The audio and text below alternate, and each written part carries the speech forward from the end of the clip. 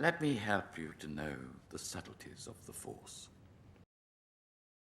We would be honored if you would join us.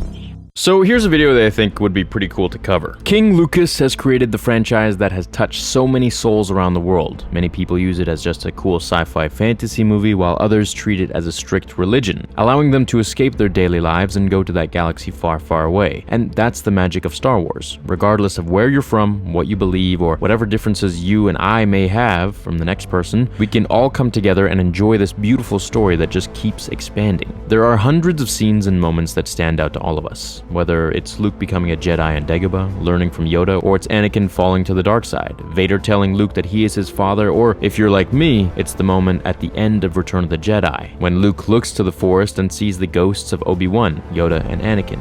We can all agree on one thing: we enjoy and love Star Wars. Now, about the creator himself, he has a favorite scene as well. While George created the first 6 movies, he has one scene in particular, in one of the films that he connected with the most, and claims as his most favorite. At least he did in an interview in 1999 on Entertainment Tonight with Leonard Maltin. Here's what Lucasfilm wrote about this interview that he had in the new Marvel Canon Star Wars comic Age of Rebellion, Luke Skywalker #1. Writer-director George Lucas created a character very much in the classic heroic tradition, inspired heavily by the various myths and fairy tales that fueled his research as he developed the saga. Luke especially had much in common with King Arthur, another hero and leader who came forth from humble beginnings, was raised by surrogate parents, grew up unaware of his unique lineage, and was eventually called to action to save the world around him, with a wizard for a mentor and a special sword as his signature weapon. Lucas himself related to Luke, perhaps more than any of the other characters he created for that galaxy far, far away. As he told film critic Leonard Maltin on the Entertainment Tonight show in 1999, his favorite moment in Star Wars was when Luke stood on the desert of Tatooine and watched the twin suns set on the horizon. He says, and I quote, "It's the moment that's the most like me in terms of my view of what I do," Lucas said. "I'm sort of always standing out there, looking at the sunset, thinking about where I'm going to go from here." Well, Mr. Lucas, wherever you're about to go from here, I just want you to know that you have a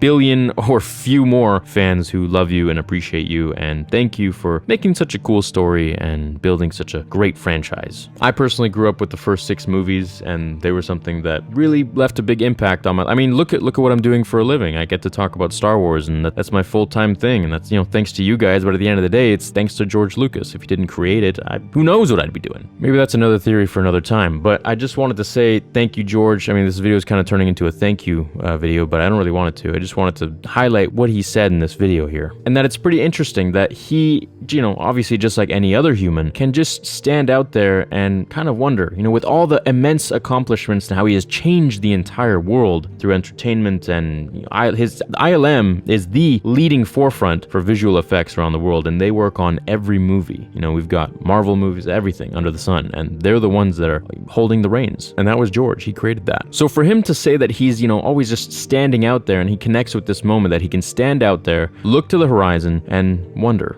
what am I going to do next? What's the next thing that calls to me or pulls me? It's just cool to think of him like that, because he's sort of larger than life almost at this point. So I guess the moral of this video is not just the information that we learned about George Lucas, but also the fact that it's never too late to just dream, and always make sure that you follow your goals, no matter what they are or how crazy they may be, because I'm sure one point in time, George was looking out in the sunset and he was saying, well, what am I going to do? Before he created movies and everything like that. And eventually, well, look where he is now. So I want to know down below, what are your favorite moments in Star Wars? Which moment connects with you the most? I hope you enjoyed this video. Please leave a like if you did, and I will see you all in the next one. Until then, remember, the Force will be with you always.